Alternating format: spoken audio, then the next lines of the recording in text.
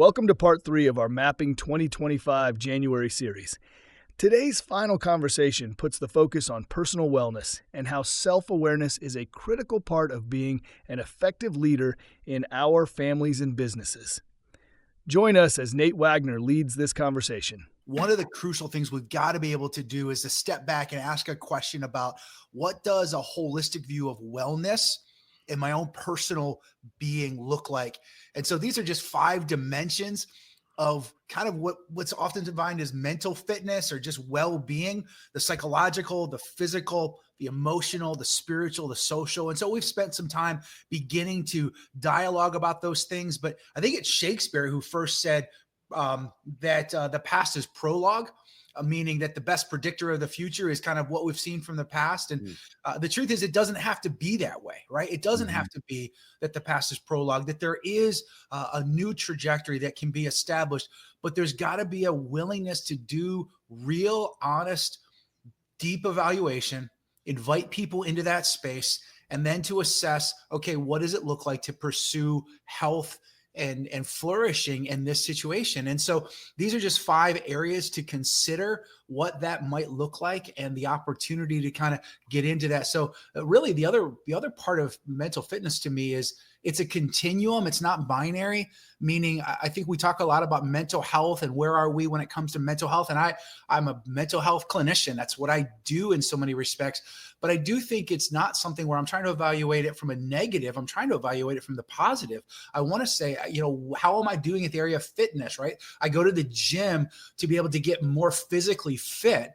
And so it's not am I in shape or am I not in shape? It's in how in shape am I? And what are the new things that I can do that I wasn't able to do before? And as I get older, what are the things that I need to do to keep myself moving in the right direction as far as that goes? And then the other piece of this is that it's not just growth oriented. It's not just continuum based, but it's also interdependent.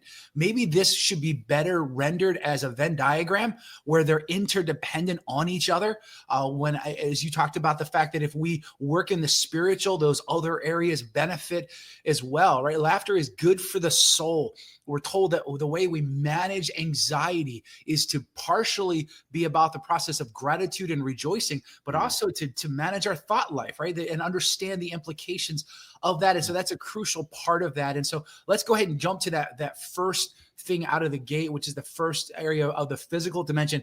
And guys, I'm going to invite you into this because each one of us have had our own physical journey. And, I talk to a lot of guys. Once you get into your mid 40s, things start to change. You got to start to do a new evaluation. Even if everything worked out great, one of the major shifts for both men and women in that 40s range is to move from intensity to consistency. I've got to make the shift from I can't just make up for it anymore by intensely doing it. I've got to shift to consistency because I can't keep up the same way. And if I don't make that shift, it starts to have a physiological and a physical set of consequences that I have a hard time bouncing back from and recovering from. And so obviously diet is part of that, and just evaluating where am I at with my diet and the ways that I should approach that. We all have different fads that we've seen, but the truth is there's some basic tenets to a healthy diet that I need to evaluate. How am I doing it at exercise? Maybe a better way to talk about it is just movement, daily movement, whether it be through the process of rigorous exercise, whether it be just through stretching or just keeping my body moving and working through that. Sleep is huge. For so many years, I spent so much time with leaders who would say, I don't need much sleep. I only get, 3, 4, 5 hours of sleep.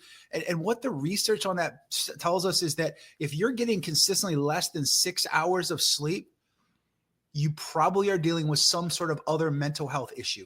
That's just reality. If you are consistently getting less than 6 hours sleep, the vast majority of people are dealing with anxiety, depression, or other kinds of mood issues and mental health issues because they're not getting enough consistent sleep and that restorative sleep that's so crucial to that. Preventative medical care. I'm a guy. I hate going to the doctor. I hate doing all of that kind of stuff. But there's so many things that if I'm willing to go in and do the annual checkups and get my levels checked, we've talked about the fact that looking at hormone levels, look at all of those different things. Both of you guys have walked this path. Talk for just a minute about some of the ways in which preventive medical care have helped to kind of set the tone for you being able to maximize your physical well-being and beyond. What does that look like for each one of you? I mean, I can go because I've been through it, and I'm still going through it. I mean, I let things run away from me, where I got filled with, a season of my life where I was filled with anxiety. I frankly let ministry take over too much. And so I was spending myself physically, emotionally, financially, all the other things. And my health really took a back burner. And I'm a big guy. And so food and intimacy with my wife were the two kind of acceptable addictions that I would lean into. And I hit a spot about 18 months ago where I was dieting, I was exercising, I was trying to lose weight, and it just wasn't happening. And then my ability to perform in the area of intimacy with my wife went away. And I was like, holy crap, I can't put up with I'm not losing both my addictions. So finally now that things are in crisis, I'm going to go to a doctor. And the doctor looks at me and says, well, you've got, according to your blood work, you are chronically deficient in vitamin D. The sunshine, so we can either move you south 1,500 miles or something, or 1,000 miles to put you on a beach somewhere permanently, or you can take some vitamin D supplements. And oh, by the way, your T levels are 1/8 where they should be. And so, testosterone. Testosterone. Yeah. So we've got some choices there, some options. And, we started fixing some of those things, some of those supplements, some of those hormone things. And yes, some of the intimacy function returned and that kind of stuff, but my body started losing weight, doing the same amount of activity, eating the same things I had before, but it finally started to drop weight. My sleep got exponentially better. I started being able to sleep all the way through the night. Now look, I'm 51, 52, I'm 52 now, and I still got to get up once a night to pee, but it's not 4 times.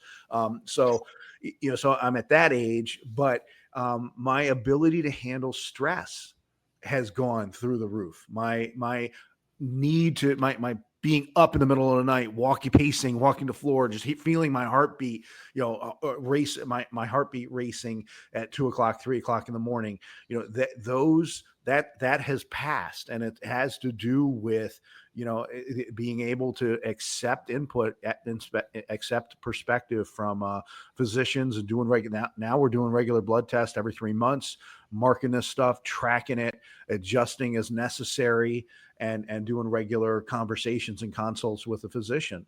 And it has made all the difference in many areas that really matter to me. Thank you very much. So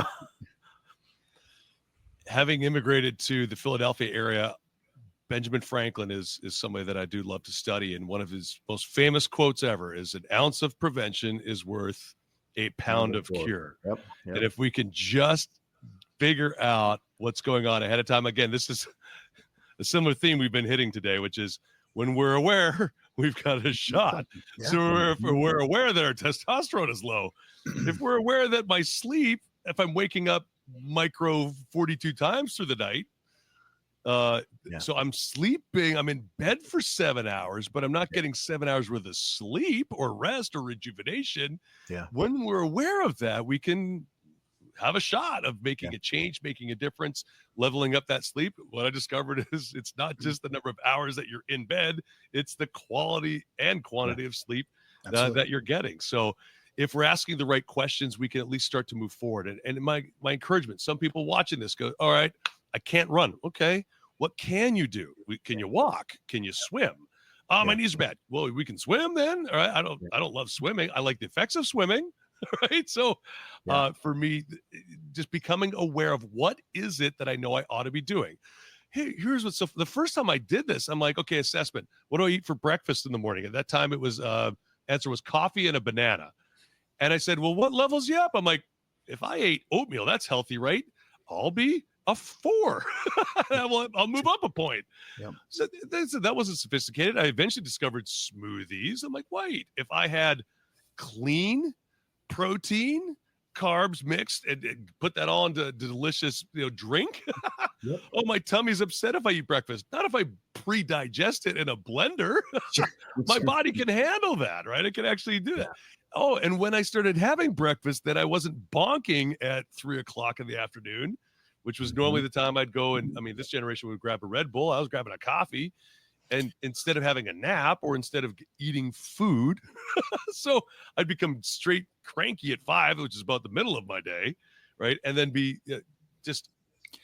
have a beer and some chicken wings at midnight because I was 25 and could do that. Right? Not healthy, but things you can't do at 50. This is where I think we are so prone to be overly reductionistic, specifically in religious circles, right? So is it a spiritual issue? Is it just a discipline issue? Is it a motivation issue? Like, you just need to be more motivated. Go do the things you need to do. And it's like, actually, maybe it's a physiological, maybe it's a biological issue. Maybe it's something where I need to reevaluate certain levels. For me, it was 2 years ago, recognizing that the travel that I was doing internationally was taking a significant toll on my body. And I was realizing I cannot recover the way that I want to. And you go to the doctor and it's like T-scores are through the floor. A1C is through the roof. Thyroid's not operating the way that it needed to. D levels were low. B12 levels were low. There's just things that once you start to put those things back in place, all of a sudden you don't feel like you're trudging through concrete anymore, wet through concrete anymore. And you're finally able to get some traction. But we so quickly spiritualize it, or we beat ourselves up as though it's just a motivation or a discipline issue, when the reality is it oftentimes is much more multidimensional than that. And are we willing to step back, get a better evaluation, and then let that help us to build the traction that we want to build and get that moving forward? The other one is daily supplements. When you hit on it, I've got people coming in crisis all the time, mentally, emotionally. That first question of what is your B12 intake and what is your D intake, right? Those two vitamins out of the gate can begin, after just a couple of weeks, begin to build some momentum, right? So maybe I've got to go further than that. I've got to start looking at the pharmacology side of things, and that's possible. But there are times where just some daily supplements can absolutely begin to put some of those blocks in place that can help me get that traction going in the right direction. And I've got to be willing to ask those questions and do some of the research necessary that can help me move in that direction. Any other thoughts on that? Yeah, I was gonna go back real quick to the sleep issue. So one of the things that May and I have put in place is that first of all, if she sees me getting cranky or perceives that I'm being cranky, she will initiate, hey, we need to find a night for you not to have a wake-up call. And when I'm in periods like this week, for instance, I had 31 client meetings on 4 days. That's a heavy week, right? So when I came into this industry, they said, just talk to 10 people a week, you'll be cool.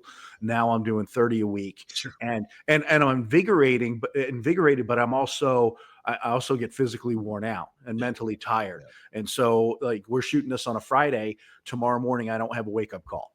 And so, and I did this, I did that about 4 weeks ago. I went to bed at 9 o'clock on a Friday night. I did not get out of bed until 10 o'clock Saturday morning. And so it's giving yourself space to let your body just exhale. And here's the other crazy thing. Now, that 13 hours, I did get up once to pee, because I'm 52.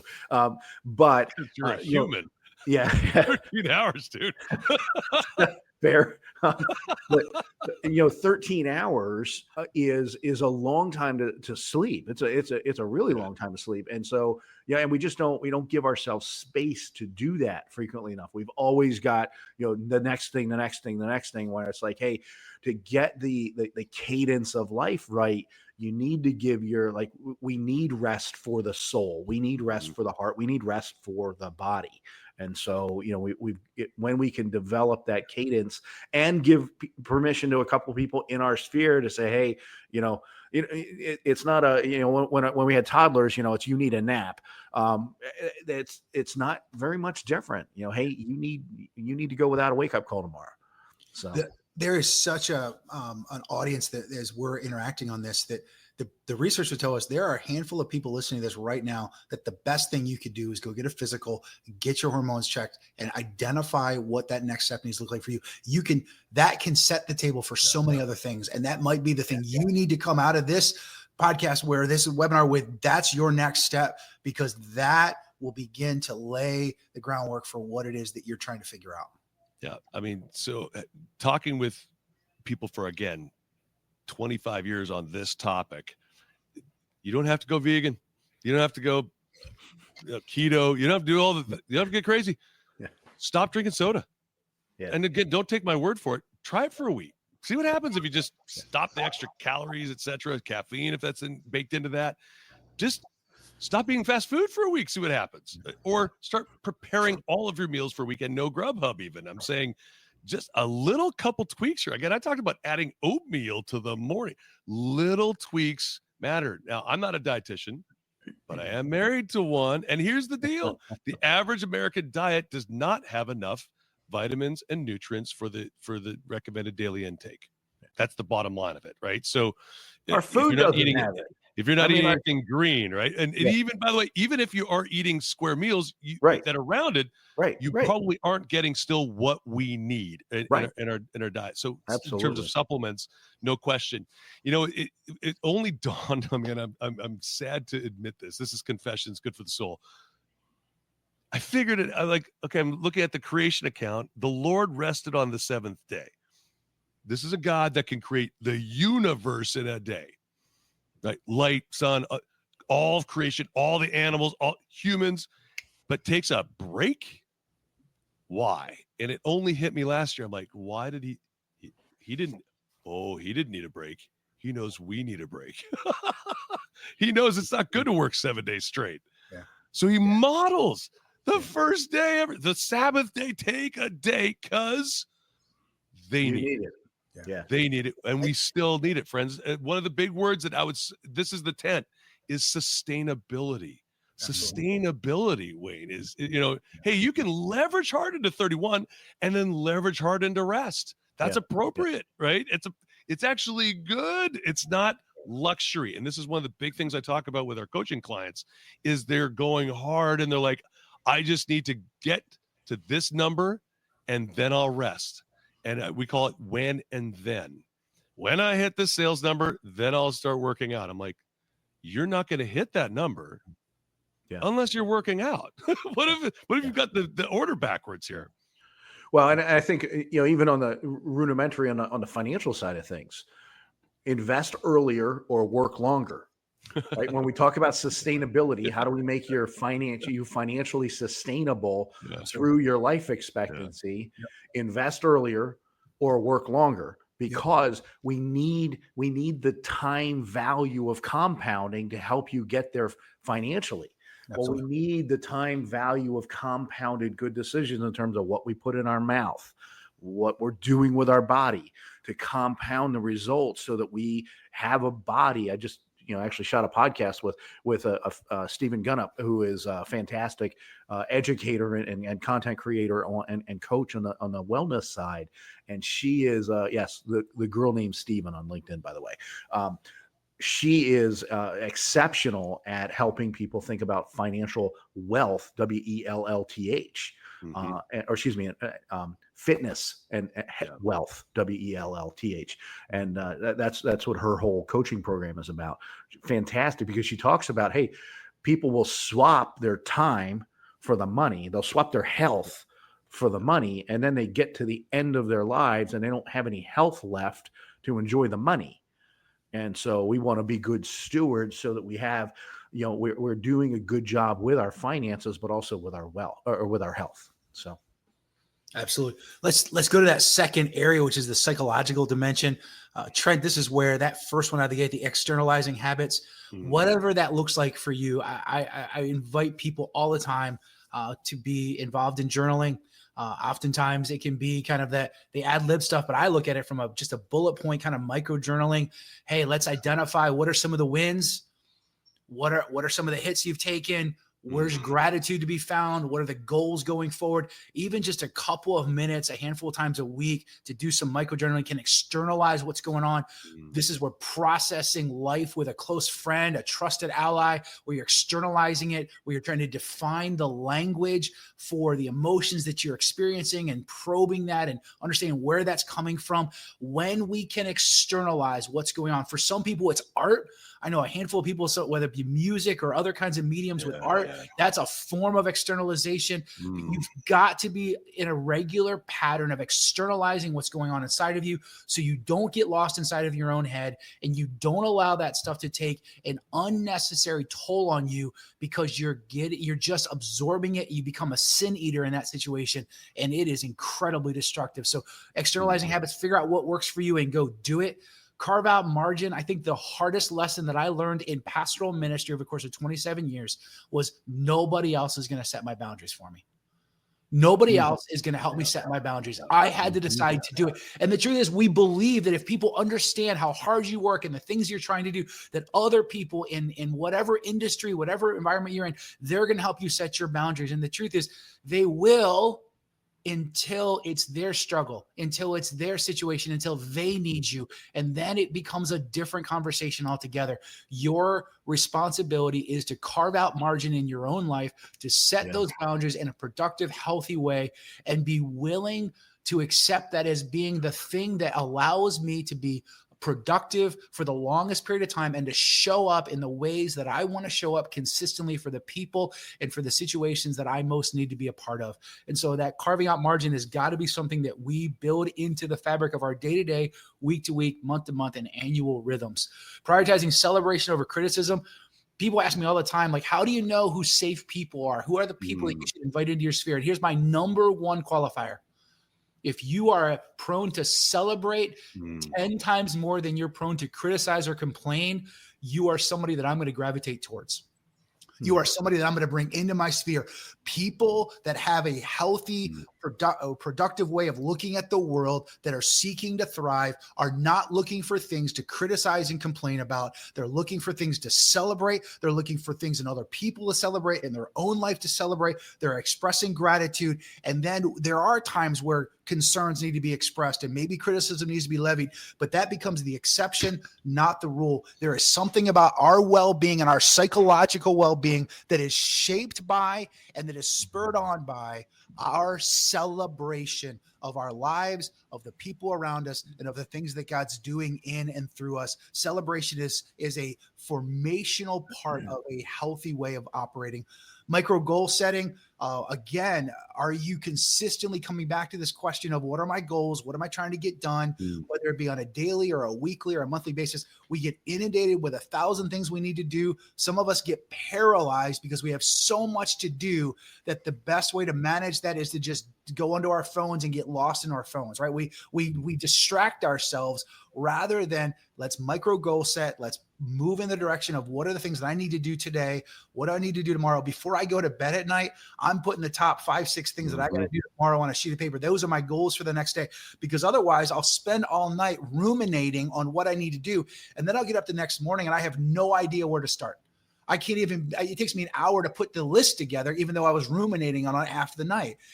Micro goal setting is a crucial part of just relieving that mental energy and positioning myself going forward. And then again, we've talked about it, but defining our why. Why am I doing this? How am I thinking about that just cause that I'm in pursuit of? And that pushes me through, allows for a psychological resilience, an emotional resilience in the face of opposition, to expect adversity, to expect that things aren't going to go well. One of the things I talk about leadership all the time is if things always went well and the next decision was always obvious and things always went as planned, leaders are unnecessary. The reason why leadership is necessary is because there's not always a clear next step. Ambiguity is a part of the deal. And oftentimes there's just inevitable struggles that we're going to have to work through. What is our why? And then how do we move in that direction? Would love to give you guys a chance to kind of jump in on some of this.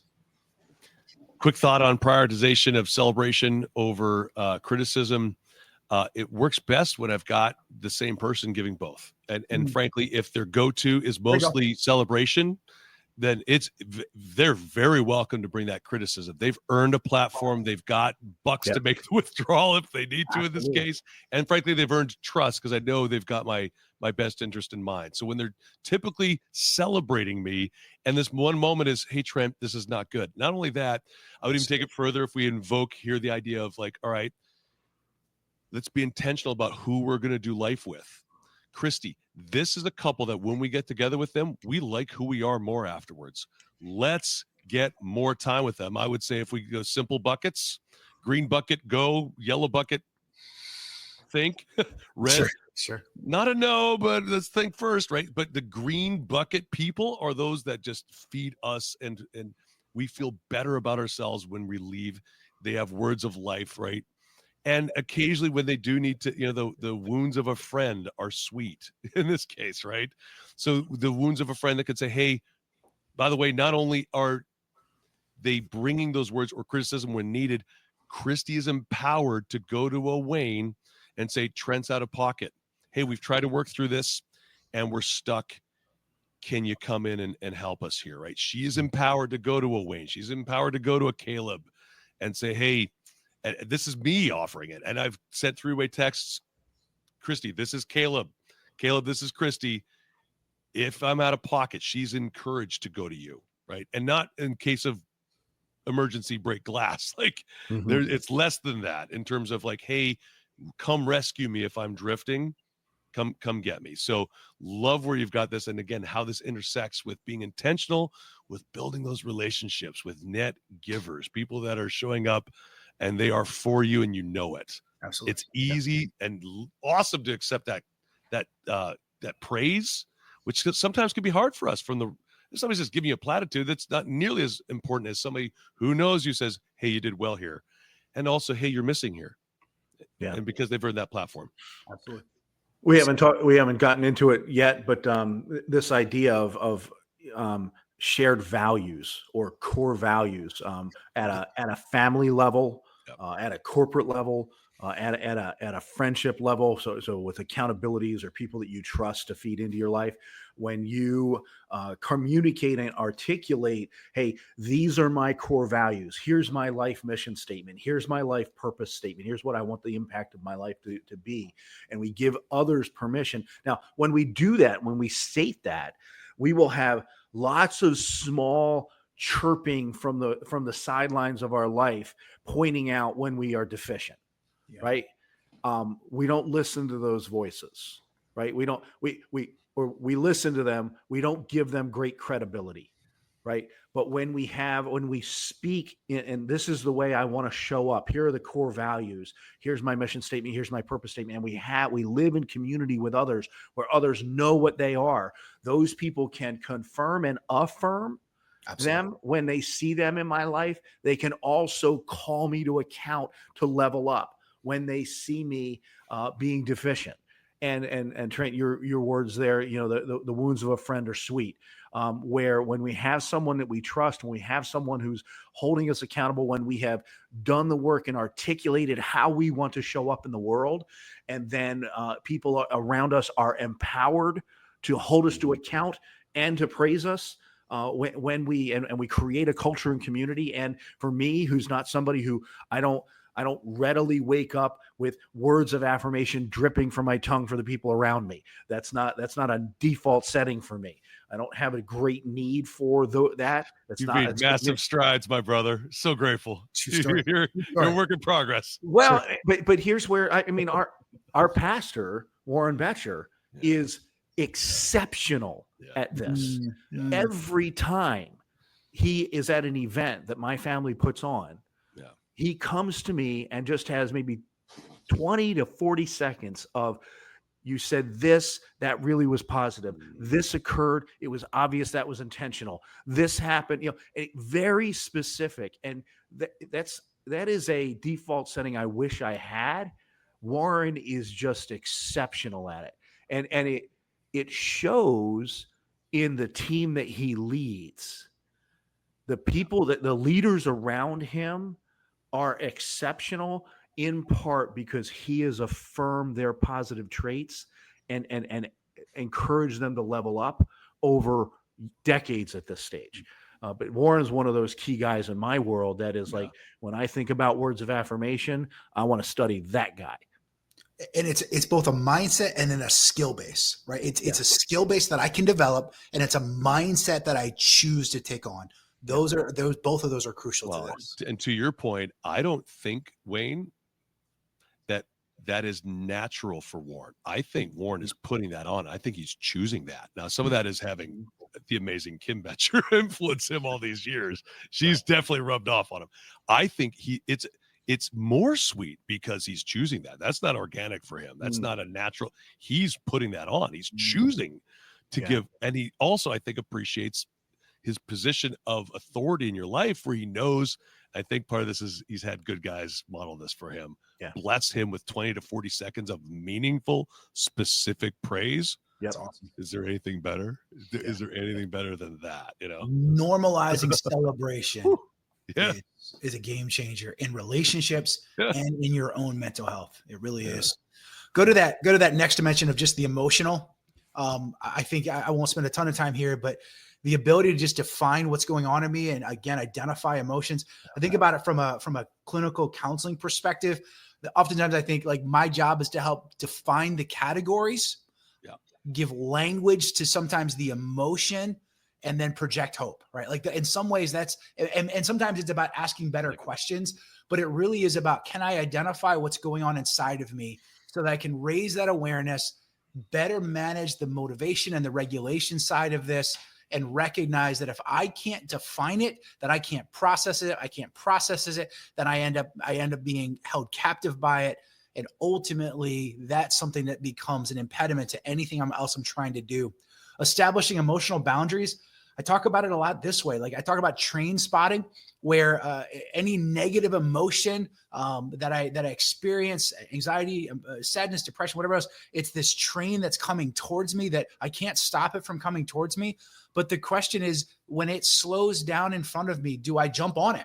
When it stops and invites me on, do I jump on it and just let it take me wherever it's going to take me? Or do I put some boundaries in place to say, I'm going to give myself permission to feel this, but I'm not just going to let this take me wherever it's prone to take me, where I now have lost control of my emotional world? Am I able to define it, to see it for what it is? And then I get to choose how far down that path I'm going to let it go, rather than just jumping on and then finding myself a victim of whatever emotional upheaval is going inside of me. Give yourself permission to experience negative emotions. Sadness, grief, lament, struggle. Those are things that we are so quick to gloss over, to dismiss, to suppress. And the reality is, when we suppress it, it ultimately comes out bigger, and oftentimes really in a weird fashion, it leaks out in ways that's even more unhealthy if we're not willing to give ourselves permission to work through that sadness, through the grief, through the struggle, define it, process it, rather than stifle it and then allow it to just come out in the future moment where I'm disproportionately reacting to something and I can't figure out why, because I've not dealt with that effectively. Choosing renewal, I believe at my core that if God really is who he says he is, and Jesus has accomplished what he came to accomplish on our behalf, and that the same spirit that rose Christ from the dead lives within me, then tomorrow has the power to be better than today.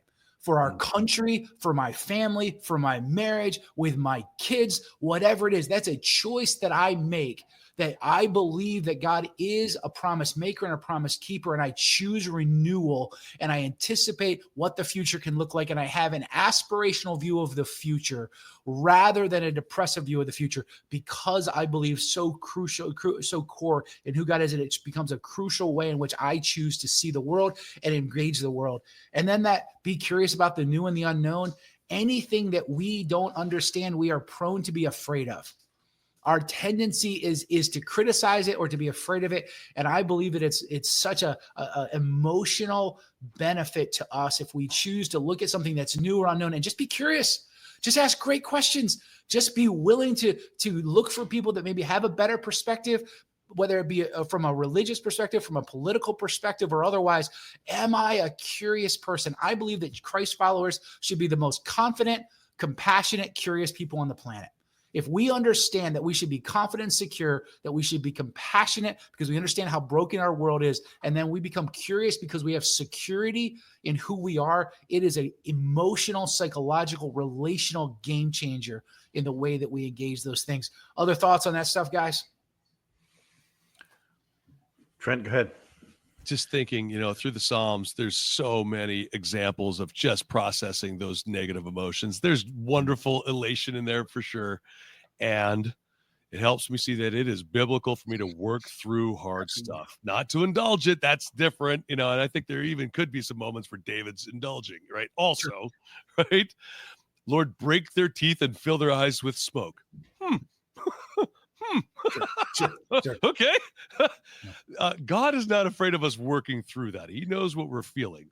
So the idea of, instead of demonizing those negative emotions, bringing them, right, every thought captive to Christ and bring those right to him in terms of, Lord, I am working through this. Yeah. I'm upset. I'm angry. I'm offended here.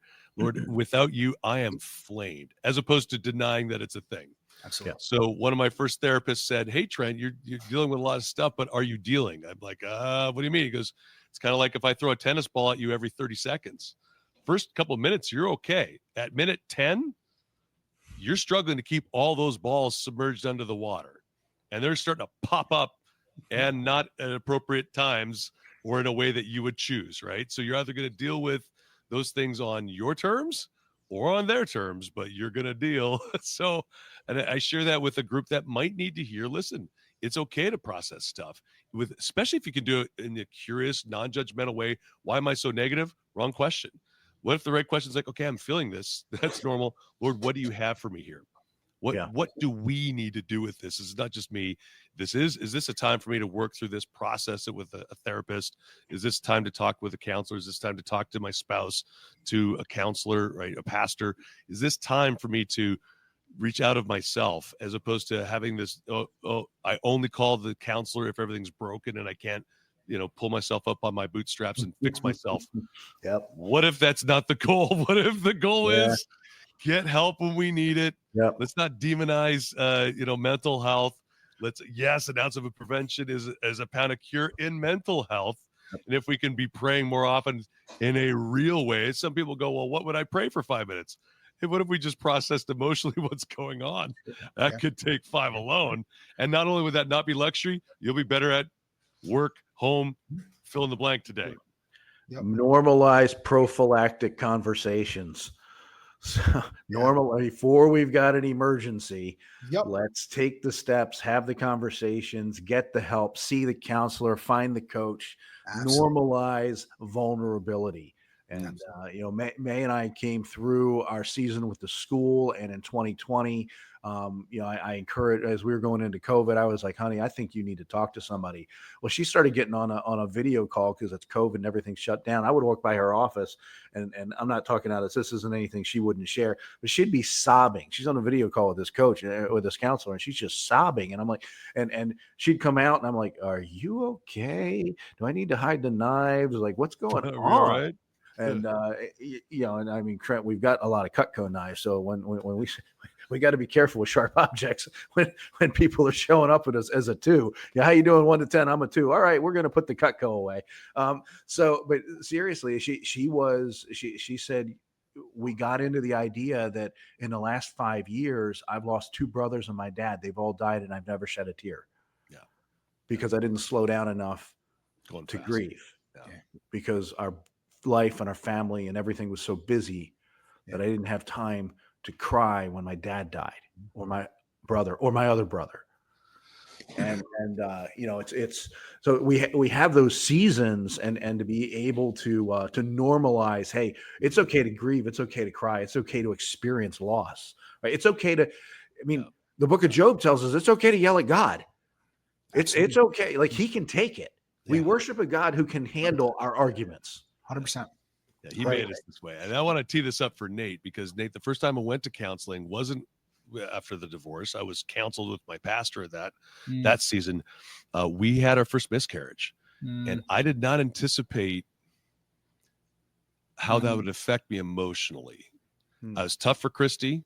We needed to be, right? So I just stiff upper lip was kind of modeled for me as a kid growing up. And I'm sure my dad saw that before him.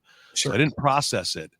And when I went back to work, it was too early, and I snapped at an employee, took myself out of the game, put myself in timeout again, and went to a counselor. And he said, when was the last time you just sat on your floor and watched your kid play? He could tell I was working too hard. I was working too fast. I said, are you kidding me? I take my phone into the bathroom. I'm busy. I'm important, is what I was saying. And he was saying, if you don't slow down and work through this and process this, so the first time I had a chance to do that was when I hit breaking point. I wish I'd done some preventative counseling well before that. But Nate, if for the benefit of those watching, when's a good time to reach out to a counselor, be it a pastor, be it formal, BetterHelp, whatever it is? When's a good time? Because I think most of us say, when I'm at the end and have no other options, I'll declare I'm broken, break the glass, pull the lever, and the fire alarm's on. Now I'll go see a counselor when I'm crushed. I wish that I could quantify the number of times that I've said to somebody, I wish we had talked 5 years ago. Because we do take the approach, I'll just figure it out. It'll be fine. It'll be fine. And then it mounts up over time and the pressure gets so intense, and it's not until something breaks. But for guys, it typically is, unless something changes, nothing changes, right? And so there's a recognition of that. And so I always come back to a couple of things. The first one I always come back to is, if you've got people in your sphere that you're close to who are saying, hey, you probably need to go talk to somebody, listen. Because if you've got people in your sphere that are saying that, there's a reason why they're saying that. So that's the first thing. The second thing is, if you are regularly disproportionately reacting to stuff, whether it be in an accelerated angry sense or in a just a emotionally detaching kind of way, whatever it is, if you find yourself regularly disproportionately responding to any number of different things, that is a clue that there's something else going on that you have got to find a way to deal with and work through it. The third is, when you are in a place where you are perseverating consistently, where you are obsessing about the same stuff over and over and over again, and you cannot figure out how to let yourself rest, how to help yourself sleep, you cannot make sense out of what's going on there. You've got to have somebody who can help you define what's going on, establish the categories, and give you the language so that you can process it and move on from that. So those are a handful of the things. But it shows up in so many other ways relationally. If there's a significant disconnect and you just can't get through it, so often it's just, we don't want to say our marriage is hurting us, so we need to go see a counselor. It's like, go sit with somebody who's not going to just sit around and say, how you feeling? How you feeling? How you feeling? It's like, it's a solution focused approach, right? It's like, no, let's figure out what's broken. How do we leverage the strengths that you have from a solution focused approach? And I think there's different ways of approaching that, but I honestly believe that you've got a sense that, man, there's something off. I haven't been able to get traction yet. I need to go sit down and talk to somebody. It doesn't have to be for a year. A lot of times, if you're proactive and you go sit down with somebody, I've got a lot of people I sit with 3, 4, 5 times, they move on, and then we connect every couple of months, right? And we just do a check-in after that. Maybe we do 6 to 12 sessions, and then we check in a couple times a year. But the idea is that you're willing to invest the time and the energy into this and be proactive, rather than just wait till the point of crisis, where now the triage and the rebuilding takes so much longer, and so much has been inhibited for an extended period of time. And now going forward, there's things that have been sometimes undermined because you were unwilling to do the proactive work on this side of things. You're either going to deny it, you're going to dwell on it, or you're going to deal with it. And the only question is, which of those are you going to do? You're going to deny it and suppress it and ignore it. You're going to dwell on it and fixate it, and just because somehow you're going to problem solve it in some way that you're going to just keep your mind mentally engaged with it, or you're actually going to deal with it. And until you're able to have the language, the categories, and the support necessary, you're not going to deal with it, which means it's going to take a long-term consequence before you're willing to finally get help. And that's a problem. Can I tee up another one for you, Nate? Please. So part of the reason I didn't go to counseling is I went to one as a teenager when my folks got divorced, and he was a clown. So in my mind, they're all clowns. Now I was wrong, right? Because my first CPA was maybe a clown, doesn't mean they're all clowns, right? Let's go find one that's awesome. A rubric. Yeah, that's a good question. What should I be looking for a trusted counselor, somebody that I can do this quick business with? I always look for 2 things. I look for somebody who in their bio talks about being solution focused, because that sets a tone. There's something very specific about being solution focused. The other is, I'm looking for somebody who is works out of a cognitive behavior therapy model, right? That they're understanding the idea of how we think affecting our emotions, affecting our behavior, and then that processing there. If you've got somebody who's working from a cognitive behavior model or identifies a solution focus, those are two of the easiest things to go into. The second is when you go in to see a counselor in that first 2 sessions, and you're saying, hey, here's what I really need out of counseling. Hey, here's what I need out of counseling. By that second, maybe third session, if you're not starting to see them respond to the things you've asked them to offer you, and they'll just say, well, that's not how I do this, or that's fine, then go find somebody else. Okay. Right. But clinicians that are in tune and client responsive are listening to what's being asked for, and then they're responding to that. Now, again, they're not giving answers, they're not whatever, and not just advice giving, but they are leaning into the things you're asking for and then responding to that. And so clinicians that are willing to clue into what you're asking for and respond, that are solution focused and cognitive behavior therapy oriented. You may be implied in your answer already. Should a believer see a non-believing counselor? Yeah. I don't need my financial advisor to be a Christian. Yeah. But when it comes to my coach or my therapist, thoughts? Yeah. This conversation comes up quite a bit. There is a role to be played. I want to say that those outside of the faith can offer something. Secular counseling does work at some level, but this question of at what level is it order 1 change, or it's behavioral modification, those kind of things, or is it order 2 change, which is really transformation of the heart? Yeah. That's going to come from a Christian counselor, but not just a Christian counselor, an integrated Christian counselor that's bringing spiritual life and vibrancy into that conversation. But I will be honest with you, depending on where you live, sometimes addictions and trauma, oftentimes it's hard to find really good Christian counselors. And so I've had to network well with those that are outside of the faith that can help in the area of addiction and trauma. By the grace of God, now over the last few years, I've got a network where the best trauma and addiction counselors that I know are believers that are working from that framework, but sometimes you just can't. And so you know what you're getting in those spaces, but ideally you are coming from a faith-based perspective. So it is much more of a holistic way of approaching it. Terrific. And do I always need a licensed therapist, or are there occasions where I could just talk to buddies? Yeah. And I truly believe that this is where, if I'm doing life in community and I'm known and I've got people in my sphere, more than half the time, I would say at least half the time, if not more than that, where you start to feel that angst, if you've got good relationships, people don't need professional counsel a lot of times. They just need good friends, right? And they don't have good friends, so they go see a professional counselor. And so there's a threshold that gets crossed. But if you're in community doing life, that can help so much. And truly, oftentimes in community where real conversations and real gut level stuff's being talked about and processed actually is healthier than maybe doing it one-on-one with a counselor, right? Because you're in community and there's that multi-dimensional dynamic in that space. And so, yes, there are times where a counselor is necessary. There's thresholds that get crossed. There's walls that you hit against. All of that's true. But I truly believe this is where Christian community becomes so essential to my overall well-being, and the willingness to process life that way can be such a preventative and proactive way of managing my emotional, psychological, spiritual world. I feel like we just segued into your next 5 piece, right? Absolutely. Which is the social. Les Wayne's got something here. Go ahead, Wayne. Well, I was just going to say that I think that the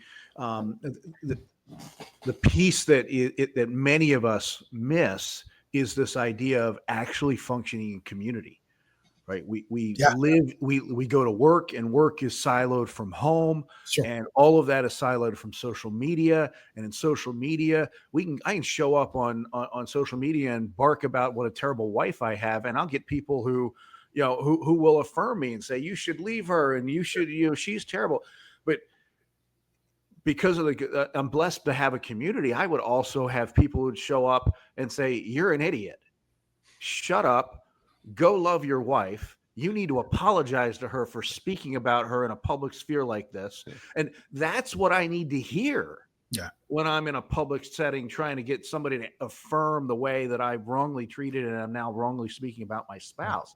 I need people to say something that I don't want to hear, that it's going to grate against my soul. It's going to grate against my feelings. It's not what I want to, I want to be affirmed that I was right and she was wrong. But if you're living in community, then you have true friendships, genuine people who can call BS and say, yo, you need to take it down, and you need to take down that post. Sure. And you need to get your heart right, and you need to go repent and confess to your wife.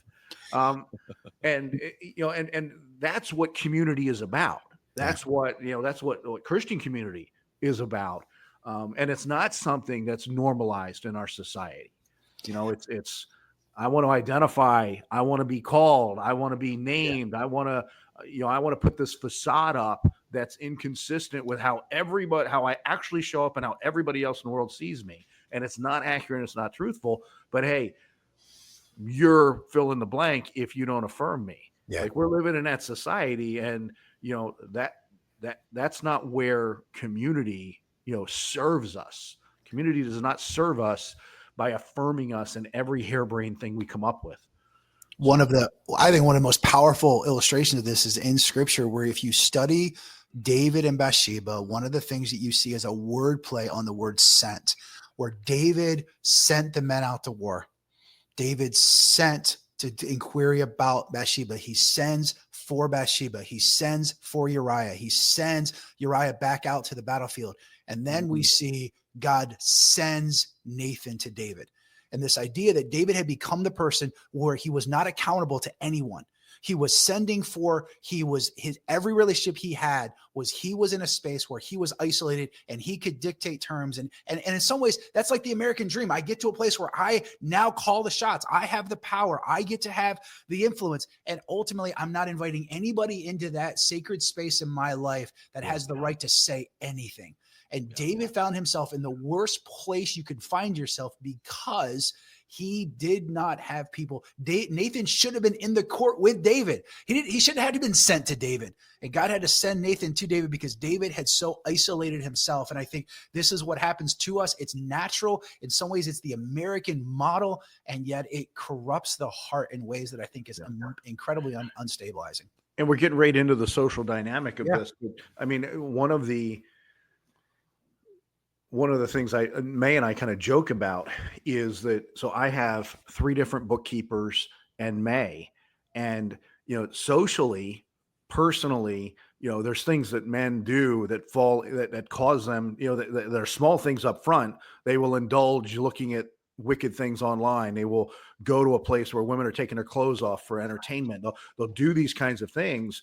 And they have to spend money to do that. And when we invite accountability in my world, I have 3 different women that are not my wife, who see my books, who see every business account.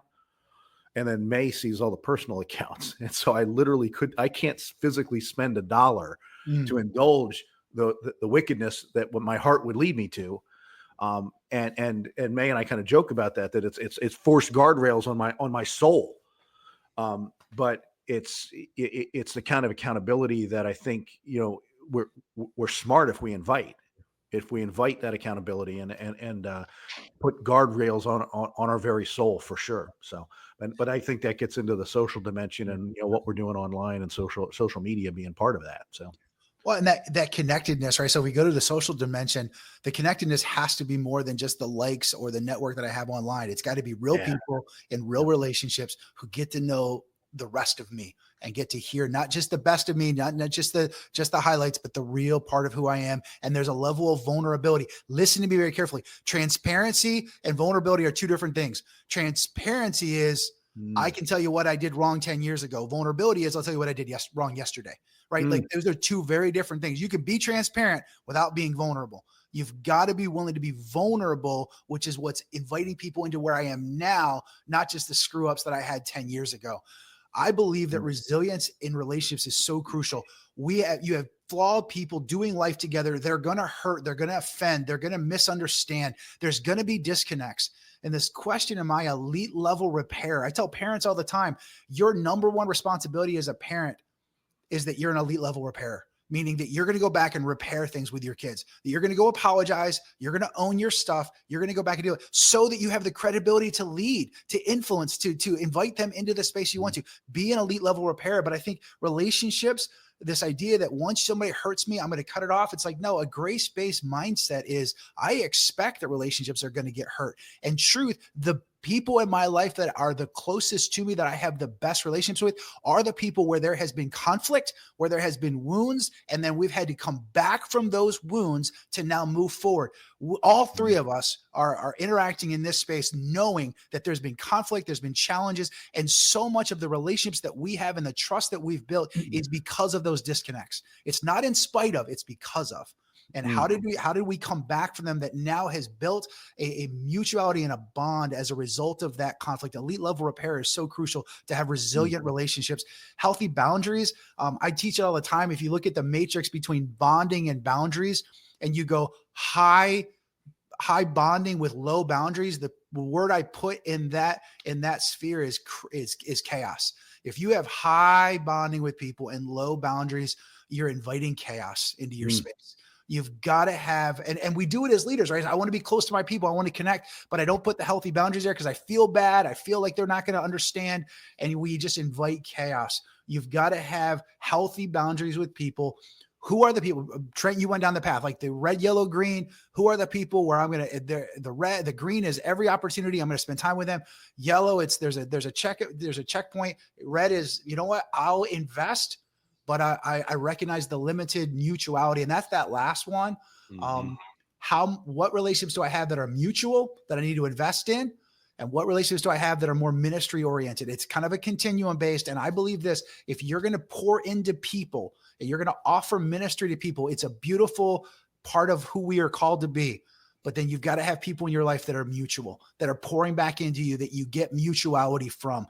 We have non-mutual relationships as leaders. We sign up for non-mutual relationships. We're never going to get as much back from the people that we're leading than what we're investing. But then I've got to have other people in my life where there's real mutuality. And Trent, you've got an activity that you do with your clients where it's that front row thing, right? It's like, who are the core relationships in my life, and how do I invite them into a closer connection to me? Am I pouring into them? Am I allowing them to have the role that they should have? Or are they people that I've distanced myself from inadvertently that I need to bring back in because the mutuality of what I get from them is such a high priority that this next year, maybe I need to change how I think about the time allocation in relationships because I have too much ministry and not enough mutuality.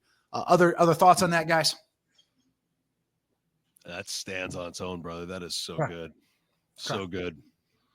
Yeah, I just think there's a necessary part of thinking strategically about who in my sphere feeds into me and being willing to gravitate towards. There is nothing wrong with gravitating towards people that are life-giving to me. And if I do that, it empowers me to be more life-giving in other settings where I don't have that kind of mutuality. Yeah. I just want to point out, and maybe I don't want to go down too far down a rabbit hole here, but Nate just brought up this idea of the front row project. And I don't know that we've got that integrated into what we're doing today. I don't know. Is it in the slides? I think it is. It's going to be an invitation for follow-up. Right. I think it might be something we do year 2, which is to take inventory of who is in the front row of your life and who's in that kind of next tier and who are, possible candidates for future, front row spots. Yeah. But that's what I was going to say. Is you want to take a minute and just explain what that is?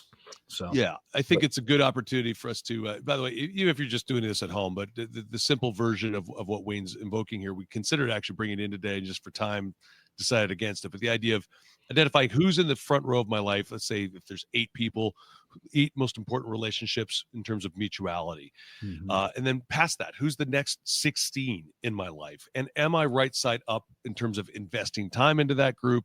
So that I can, of course, invest more time into the ministry side of things too, and have, expand that circle. By taking inventory on that, the invitation here, and if this is something that you'd like to do a deep dive on, certainly reach out to us. We'd love to follow up with a one-on-one and help you do more of that. What's the desired outcome is precisely what Nate's promoting there with the ministry and mutuality. If I've got enough people speaking into my life, pouring into me, it's easier to pour out into others. Absolutely. If I'm just pouring out all the time, friends, we know how that movie ends. Burnout. I'm not in a good spot. I've been pouring out I'm dry.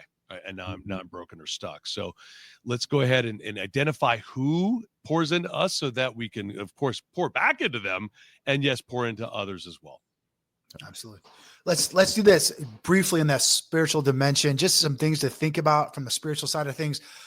Trent, you talked about consistent devotional and prayer life. I love the phraseology from Tim Keller, the idea of intimacy and all, that I draw close in an intimate way, but I also have a sense of awe and wonder about how big my God is. When I'm doing that, it realigns the struggles and the stressors in my life, where I'm not viewing God through the lens of my struggles, but I'm viewing my struggles through the lens of who God is and what has he equipped me for and the work that he's doing in my life. And it resets, recalibrates things so quickly. Go ahead and move that spiritual dimension slide if you can. The idea of protecting the heart, of both being able to guard and protect what comes in, but then also being aware of the stuff that I need to root back out again. Go ahead and move up a couple of slides if you get a chance to. There you go. And so you've got that protection of the heart. We know it's out of the wellspring. It offers a wellspring of life. And that's why we need to guard our heart in that way, to engage regularly in corporate worship, worshiping in spirit and in truth. And there's something about the way that we're able to operate relationally with people and celebrate collectively with people, where we're crying out our hearts to God, and we're also connecting with people in a communal environment, serving ministry stuff. I thought you did a great job of laying out the importance of ministry and doing it from an area of passion and giftedness. And then my take is the cultivating of a habit of repentance, that on a regular, I would say daily basis, that invitation for God to search my heart, to identify what's going on, what is going on inside of my heart, what are the patterns that are broken. We tend to run from repentance because of the shame that we feel, when the truth is, when sin is confessed, God's response is always grace. We experience God's grace and his restorative power in our lives when we operate in a place of repentance. And I think it can be done individually, but I also believe it should be done in a small group of people who I'm inviting to ask the tough questions, that I'm being honest with, and then I receive their grace as a conduit of the grace that God has offered to me, and allow me to be empowered to move forward in freedom. Other thoughts on that, guys? The spiritual side of it. So nice job with getting the slide put up there, guys. We'll kind of move to that next piece, which is the marriage side of it. And one of the things that, from a social perspective, there's relationships, there's friendships, there's a variety of relational dynamics that we have both professionally and personally. And I truly believe if you are a married person, this is the relationship that you have to decide to pour into more than your kids and more than any other professional relationship, personal relationship that you have. You've got to pour into your marriage. And so here's just some questions that I actually don't think they should be asked annually. These probably should be asked more like monthly at least. But I'm just going to kind of throw them out there because I really want it to become normative that we're doing this evaluative stuff. And again, in a healthy marriage or in a hurting marriage, these questions need to be asked and answered with grace. They need to be seen as something that is anticipating the ability for growth. Guys, men that are listening to this podcast, one of the things that we do, as long as sex is good and there's no open conflict in the marriage, we assume that everything's great. If sex is good and that and there's no open conflict, we assume everything's great. When the truth is, if our wives are bringing concerns to us, it's because they still believe in our desire to do something about it. They believe in our ability to change and respond to that. If they stop bringing concerns to us, don't assume it's because everything's okay. It actually probably should be a little bit of a red flag as a concern to say, wait a second, what am I missing? Because if she's not bringing it to you, oftentimes it's because she believes you don't care anymore, and she's resigned herself to the fact that this is just the way that it is. You're losing a part of her heart, and you're breaking trust in that situation. But here's some of those key questions. What can I do to make you feel more loved, valued, or celebrated in our marriage? Again, we appreciate our spouse. We don't speak it. We don't express it. What are those things? What can I do to make you feel more understood? Again, being heard, seen, and understood are primary dynamics in any relationship. Are we inviting our spouse to tell us how they would feel more seen, heard, or understood in our relationship? What could I do to make you more confident about the future we're building together? Not just that we're going to do the next 40 years together, but that we're building something together. We're not going to become roommates, that we're building collectively towards something. How do I help you become more confident? A lot of times this is where you've got to invite somebody in. I had a dynamic recently with a high-end couple that was working through some hard stuff, but the marriage was on the rocks. We asked them about what the plan was for the money. We asked them about what their emotional connection looked like. And they were able to go build a non-for-profit where she was able to pour into that and build that as part of their overall mission. And it is the single thing that began to redirect the emotional dynamic in the relationship, because there was now something mutual that they were doing together, rather than that growing disconnect that can happen when business does start to take off. When it comes to our marriage, what I love the most, what do you value the most? What are the things that I do that you express or experience love in the way we relate to each other? What I appreciate most about our physical intimacy, if you're not having consistent conversations about the physical intimacy and both the good and the bad, something's being lost. How many couples have we seen that don't have intimacy for extended periods of time? And you ask the question, why? And it never was anticipated it would get this long, but it's just like, once you breaks down, we don't know how to have the conversation. A willingness to consistently have this conversation and talk it through on a regular basis can break down some of those walls and actually invite people back into a healthier space. When it comes to our emotional intimacy, it would be most life-giving if you would, right? What does that mean?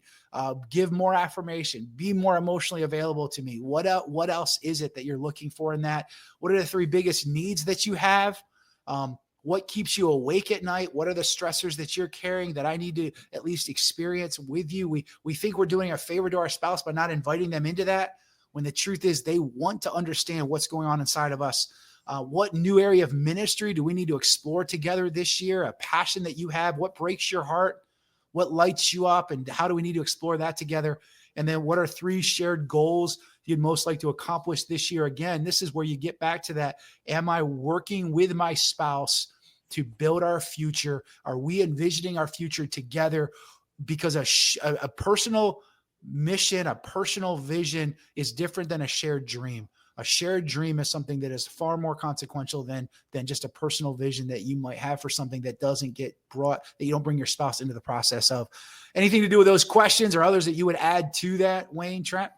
Yeah, I am just struck, Nate, by the fact that I've been at 2 events in the last 6 months where there were kind of marriage coaches or marriage ministry leaders who were there, who were advocating for, number 1, take a date night. And number 2, like I got a deck of cards that was date night cards. Sure. Given to us. And the questions on there were things like, who was your favorite high school teacher? And so what I'm being struck by is that in the context of building a life together, there are layers. And what you've just laid out is like the master's degree level questions. And I'm conscious that, number 1, this is where I believe marriages can really flourish and really have exponential impact when couples are asking these kinds of questions. Sure. And also, I want to leave space for the fact that there may be couples or individuals listening to this that you can't relate to asking these kinds of questions with your spouse, because you really do need to just go have dinner once a week somewhere and ask a question like, who was your favorite high school teacher?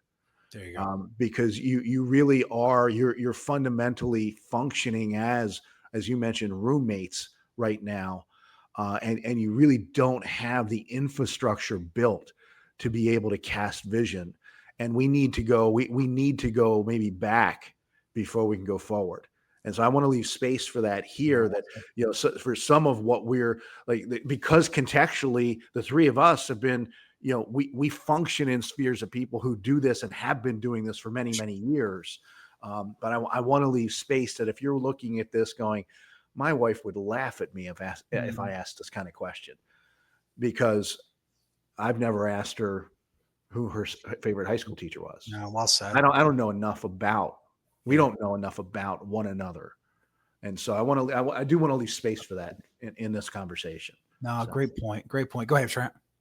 No, just thinking, Christy and I celebrated 25 years this week, and I legitimately believe that the best is still in front of us because we're willing to ask questions like this. Yeah. And I would say we've not asked questions quite like this. We've asked some good questions. We've been intentional to have date night. I would even say that just time together, whether it's intentional or not, time together is going to yield some good results. That said, friends, is, again, don't take our word for it. Start mixing in a question per date night. A question. That's not all right. Let's talk about the schedules this week and who's taking the kids to dance or whatever. Sure. Being able to get a little deeper gives us an opportunity to co-create that future dream. Like, what is that we're excited about? So it's not just lip service about the best is still in front of us. Hey, when it comes to marriage, what I love the most is in working through it and talking through it and discovering my wife. My wife doesn't want to feel like I know, like past tense, I got her. She wants to be explored, right? She is absolutely intricate and deserving of constant pursuit to get to know who she is. And the more I get to know her, I'm like, oh, that's amazing. The same things that 25 years ago, I was like, wow, I can't believe this is true about you. There are still things to discover that just excites me, that as we think about these questions, they give us an opportunity. And even if you've asked them, so when you said, hey, annually, quarterly, weekly, I don't know if weekly I need to ask her what needs, that might get that, we might have jumped the shark at that point. However, asking good questions is the key. And friends, this is a starting point. By no means is this designed to be exhaustive, but what a great list of questions. We got these, Nate was good enough to send these before our 25th anniversary, so we started to do the deep dive. And there's a gift there waiting for all of you if you're gonna explore this. And to use another Trent Boothism, I would say, Trent, yes, and any questions that my wife wants to ask me about physical intimacy, open, anytime, anywhere, any context. No bad question. Yes, every day is fine. Question. So let me frame it this way, though. So you've always got 4 dimensions or 4 variables when it comes to increased intimacy, right? You have to take a risk. Your partner needs to respond positively to that. A benefit needs to come to the relationship because of it. That increases intimacy. But all 3 of them have to be there, right? And so in some ways, Wayne, I think you're exactly right, that we've got to start with where we are, right? What's the level of risk when it comes to questioning that you can engage with your partner? But you have to take a risk. They have to respond positively, which means if you're going to ask these questions, the respondent needs to be willing to be A, gracious, but B, you can't be defensive. If they're giving you an honest answer, be thankful for the honest answer, right? This is an opportunity for growth, not an opportunity to grandstand or to self-justify. And so, and then something beneficial comes to the marriage. Therefore, intimacy increased, security is increased, and that's how we build out. But if I'm not willing to ever take a risk, those other things don't matter. And then ultimately intimacy is lost and trust is lost as a result. So these are just elements of just taking that risk. But where are you in the dimension of this? And at some point from a high impact perspective, these are the kind of questions that need to come into play, but start where you are so that you can move along that path. Go ahead. So let me jump down to the habits. Then these are where there's a lot of social research behind this, but if you jump down to the habits of high impact marriages, that daily 20-minute win-loss residue debrief, right? The ability to sit with my spouse and say, what are the wins from today?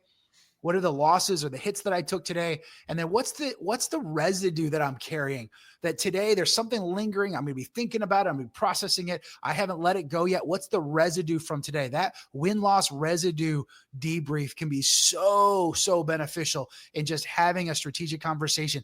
And that 20-minute dynamic, it doesn't have to be 3 hours. It doesn't have to be 2 hours. It just needs to be 20 minutes of both of us responding to that. What are the wins, losses, and the residue?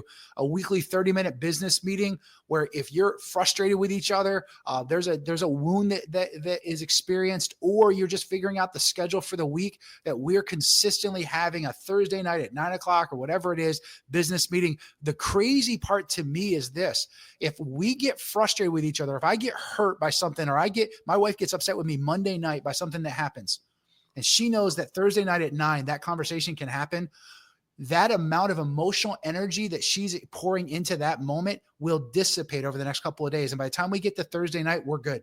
And it may come up, it may not come up, because she knows there's an outlet for that conversation. But if we don't have that built into the fabric of our marriage, she doesn't know when she's supposed to bring this up. And if she does bring it up, there's going to be a frustration. It will increase in its toxicity rather than decrease in its toxicity. So just the idea of having the meeting can allow for things to become much more resilient in the way that you do life together. Weekly bids for connection assessment. Are you asking for something from me? Have you been putting something out there? You're not specifically using the verbiage, but you're looking for an opportunity for this or that. How am I doing it? Responding to your bids for connection in our marriage. Weekly 2 to 3 hour screen time date where we're setting that time aside. And again, this doesn't have to be a fancy restaurant. It just needs to be quiet time away from each other. If we're young couple with young kids, the kids got to go to bed so that we can just be together for a couple hours just to process life. It's so crucial. 3 times. It is amazing, the research on when couples work together 3 times a week to do some sort of devotion and prayer life, the exponential benefits when it comes to their sexual intimacy, when it comes to their resilience and the difficulties that they will face, and ultimately the divorce rates that are so low in response to just connecting with each other in that way on a regular basis. A quarterly 24-hour reset where we just get away for 24 hours and we just focus on each other and focus on our relationship. And then an annual strength, weaknesses, opportunities, and threats evaluation. Like we do it in business. People are familiar with it in a lot of settings. How often are we willing to do that with our spouse to say, hey, what are the strengths in our marriage that we're developing? Where are some of the weaknesses that we're still struggling through? Man, what are the opportunities in front of us?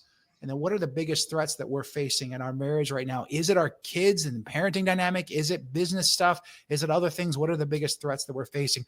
Those are just some of the habits that when you cultivate them in your relationship, you can then trust that we're building the foundation and building the pathway towards excellence and towards greatest impact.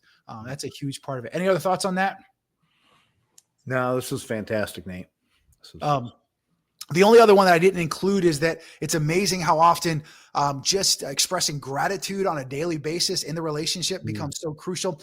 Gottman says that we move from being married partners to roommates when gratitude goes away. And so that willingness to just express gratitude. You don't do this because you're the spouse. You don't do this because you're the guy or you're the woman or you're the husband or the wife. You do this, and I am expressing gratitude for that. When we are consistently expressing gratitude in the relationship, it just builds that security and it builds that connection and intimacy. Go to that next slide, if you would. These are just building blocks of high impact marriages. Now let's just lay this out. Wayne, I've worked with your team on this. I've brought this into a number of different settings. It's a very easy transition to just bring these kind of things in when it comes to communication and conflict and building high performing teams. And so I'll make that adjustment as we go. But if you're going to have high performing teams and or a high performing marriage, you've got to have shared mission and core values. What are we going to prioritize in our relationship and being on a mission together for something that's greater than ourselves? It's not just about us. It's not just about being married for the next 50 years. It's about accomplishing something together and having core values of how we're going to relate and do life together and show up for one another. When you have that, you put the next building block in place, which is mutual commitment. The point is this: love isn't enough. Your commitment to one another isn't enough. It's the commitment to the shared mission and the core values that get you through those moments of frustration. It gets you through those moments where you wake up and you say, is this really what married life is? Am I really wanting to continue to build into this? It gets you through the ups and the downs of marriage when it's about being committed to the mission and the values more than just the person. And then it comes back to the person, that multidimensional trust. I believe one of the worst things that we can do in relationships is use this language. I don't trust you anymore. Trust is not binary. It's not it does or it doesn't exist. It's I don't trust you as much as I want to. I don't trust you as much as I was able to before. I'm learning how to trust you more. Trust is not binary. It's continuum based. It also is multidimensional, meaning that it's not just, Lencioni uses the phraseology, predictive trust versus vulnerability-based trust. It's not just that I predict how you're going to handle a given situation or that you're going to show up and do this or that. It's vulnerability-based trust. I know how you're going to respond when I don't meet your expectations, when I let you down, when I hurt you. I have confidence of how you're going to respond to me when things don't go well in our relationship. And going from predictive trust to vulnerability-based trust is a crucial part of cultivating the kind of trust you want in a relationship. And when you have that, then you can start to work through healthy communication patterns. Trent, you've seen this many times. I know this in the clinical setting. I can teach you how to communicate well together. But if there's no trust and there's no mutual commitment and there's not core values that we're building on, I don't care how great the techniques are, it's not going to work. Because as soon as there's disagreement, it's going to spiral from there. Healthy communication is built on top of these other more foundational elements of a dynamic, high-impact relationship and a team. And so we want to create dynamic ways of communicating based on these other things being in place. Then there's redemptive conflict. There's a huge difference between imposing my will, making my point, winning an argument, versus collaborating someone to help us figure out how to work through an issue, to get on the same team, to be together, to rather than letting the knot become this thing that's just pulled in two different directions, that we come together to work through whatever this knot is. It's not personal. It's a collective effort. That's redemptive conflict. Then you get to intimacy, where it's spiritual, emotional, and physical intimacy that's cultivated in the relationship. And then you get to security and fulfillment. Now I start to feel secure and fulfilled. And the number one thing that I see when it comes to marriage counseling is people come in and say, I'm not happy.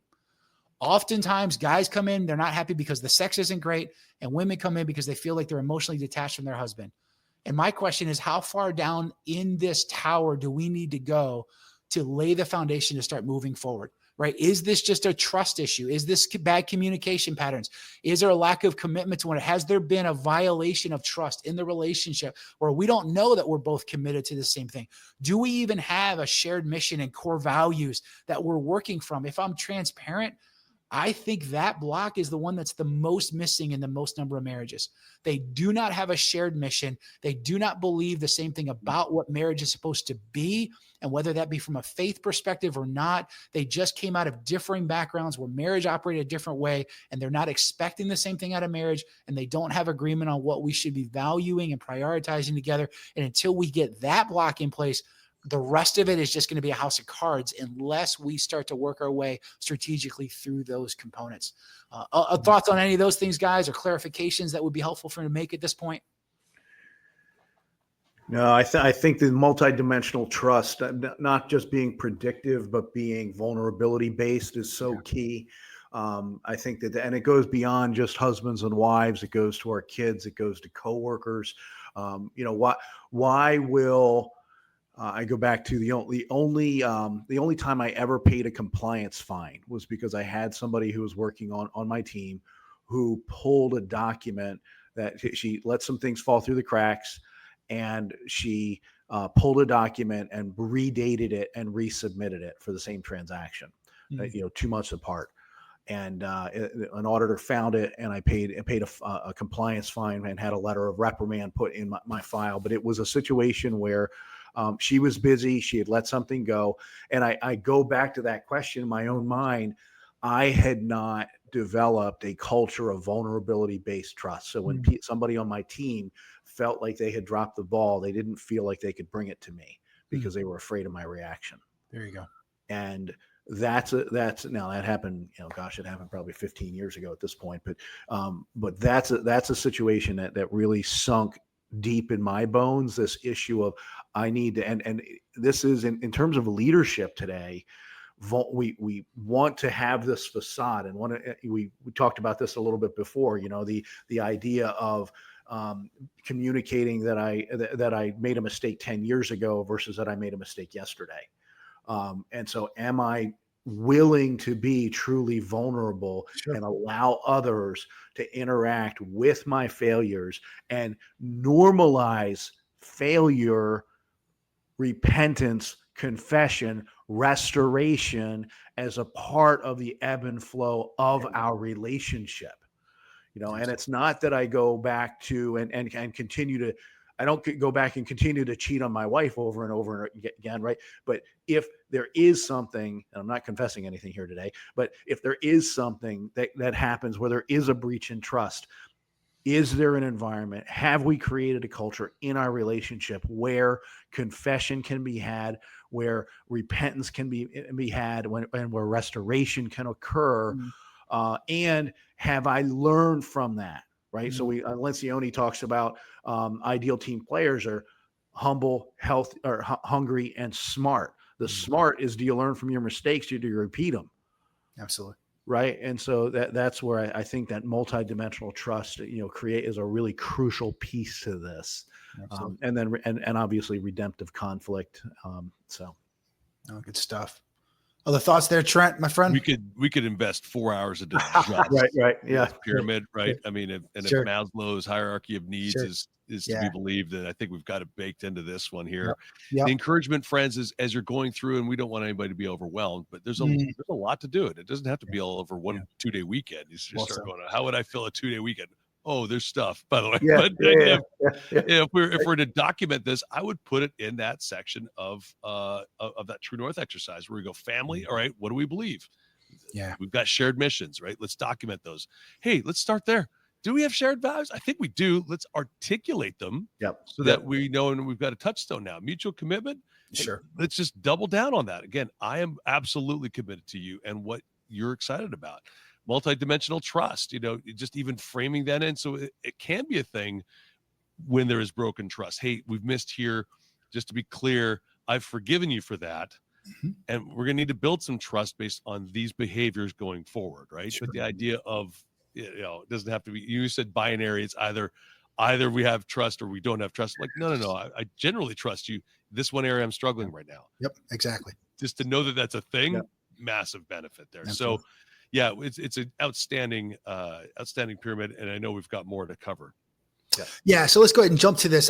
One of the things that we wanted to just spend a moment on is when you think about time with your kids and you're trying to build this into the fabric of your family dynamics, here's just some themes that a lot of us didn't grow up where a lot of these themes were normative, right? It's just weird that they would be talked about. And what we want to encourage is that if you're a high impact family, if you're thinking about multi-generational impact in the world, if you're wanting to see your kids take your values into their generation and into their families, these are normal themes that should be talked about. Feelings, identifying feelings, processing feelings, highs, lows, the good, the bad. That has got to be just a normal way in which we talk about life, not just anger, which is so often, well, I'm just angry at you. No, you're hurting, you're scared. Let's talk about that rather than just anger as the one emotion that's safe to talk about.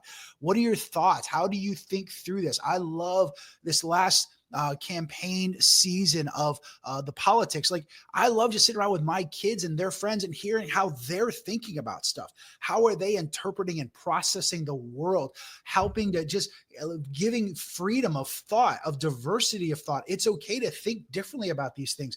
I love that I get to learn from my adult children and how they think about stuff and how they influence me, because thoughts and having a diversity of thought is just normative in our family dynamics. Your interests, what are you passionate about? What are you longing for? What breaks your heart? What are you most interested in? Should be normative. Faith should be a normal conversation. If I asking you about where you're at in your walk with Jesus, if I'm asking you questions about how you're doing with your faith, that should not be a weird, off-putting dynamic. That should be something that we just talk through together. Fears, what are you most afraid of right now? When anger comes up in our family, one of my first questions is, what are you so afraid of? And usually it's, I'm not afraid. Yes, the reason why you're that angry is driven by fear. What are you most afraid of? And that becomes a normal way in which we process through hard emotions. Experiences that you've been through and the things that you've experienced, we want to talk about those. So we want you to come back and share them with us. The concerns that you have for the world, for the family, things that are coming up, the dreams. What do you dream about? What do you hope to accomplish? Not just a pipe dream, but the things that, man, in the next year or two, what am I dreaming about? Good, bad, or otherwise. Finances should be a normative thing. I love where Wayne's going to go with that in just a few minutes of some of the key questions we need to ask and how that needs to be part of our family culture. And then talking about the future. What is the way in which we should be thinking about aspirationally what the future can be? Not expectations that we impose on one another, but aspirations that we invite other people to consider with us. And we want to pursue, and we allow other people to be a part of helping to shape how those futures are considered and pursued. Those just need to be just a handful of the normative themes. And I truly believe that most of the people that I work with, a lot of those are not normalized. They're just, it's weird. It's disconnected. In fact, several of them, right? Faith, finances, and politics are things that we avoid because we're afraid of what that's going to look like. We're afraid to have those kind of conversations rather than it being normalized in the way that we do life together. Any other themes that I missed or things you want to speak to on that one? What comes to your mind? Wayne, this is, you and I have talked about this for years, that these are all things that we just want to make sure as our family dynamics, this is what we talk about, right? And these things get thrown on the table, and we just want to be able to not have people recoil, but lean in because it's a safe environment. It's a psychologically safe environment to talk about any and all of these things. Yeah. Well, and I think that, the psychologically safe environment and this whole issue of fear. Yeah. When I came into the financial planning industry in 1996, they had me put together a list of 200 people in my sphere. So I wrote down every member of my church and my childhood pediatrician and my dentist. And, these are the people that I'm going to call and I'm going to ask to talk about money. And virtually everybody on that list either wouldn't take my call, wouldn't schedule an appointment, or didn't want to do business with me. Mm-hmm. And it took me close to a decade to figure out, took me close to a decade to figure out that most of those people didn't have any money. And there was an embarrassment. There's a psychological embarrassment about that. And so they certainly didn't want to talk to a financial advisor or someone who was proposing to help them make decisions with their money, because they did not want to shed light on either the poor decisions or the lack of resources that there was available. And that is when we can normalize conversation and communication about our weaknesses. We create the connection, depth, vulnerability. People ask me why I have such a deep and resilient relationship with my kids. It goes back to, if there's one thing I point to in my relationship with my kids, it was when they were in middle school and high school, and even in elementary school, I was preparing them with conversations to say, when you are in middle school and high school, the media will tell you I'm an idiot. Your friends will tell you I'm an idiot. Everybody around you will function like I'm an idiot. And I need you to know in your bones, you are one of the most important people in my life. And you are free to call me out on my crap if I am not showing up the way that I have committed to show up with you. And my kids have done that periodically. And sometimes it's I come home from work and I'm not in a good space. And Bryce is the one who's most direct. Hey, Dad, are you reacting to what's going on right now? Or did something happen before you walked in this door that you're really reacting to? And it's like just one of those bing, pause, hit reset. Yep, I'm not responding to you and your situation in this circumstance. I'm reacting to something that happened at work or something that happened in a different context. And when we can normalize that, when we can normalize conversations about our fears, how we're showing up with one another, all of the positive ones start to come into play because we set the foundation for, and we normalize these conversations. It doesn't, like my kids, we're going into year-end planning with our kids. My kids have a responsibility at 20 and 23 to craft their own net worth statement. Now, 20 and 23, you don't have much of a net worth. Like it might be your comic book collection, but they have a responsibility to put that together. Why? Because we got to know where we are, right? And we got to be able to talk about where we are. And that's those are the conversations I have, people come into my office. It's like, well, I'm 57 years old and this is what I've got to show for 57 years of my financial, responsibility. I'm not proud of it. Okay. But we have to know where you are to chart the course to where you need to get to. Absolutely. Right. So absolutely. Thanks for listening. For the rest of these series on Mapping 2025, see the last 2 episodes on vision casting and family financial planning. Thank you for listening to the Envision More podcast with Wayne Wagner Jr. of Visionary Wealth Management. We hope you were encouraged and inspired by the conversation today. If you want to dig deeper into the show notes or Wayne's work at Visionary, you can find us at envisionmore.com. That's Envision with a Z. Advisory services are provided through Wealth Plan Investment Management. Wealth Plan Investment Management and Visionary Wealth Management are separate entities. The content is developed from sources believed to be providing accurate information. The information in this material is not intended as tax or legal advice. Please consult legal or tax professionals for specific information regarding your individual situation. The opinions and material provided are for general information and should not be considered a solicitation for the purchase or sale of any security. Thanks for listening.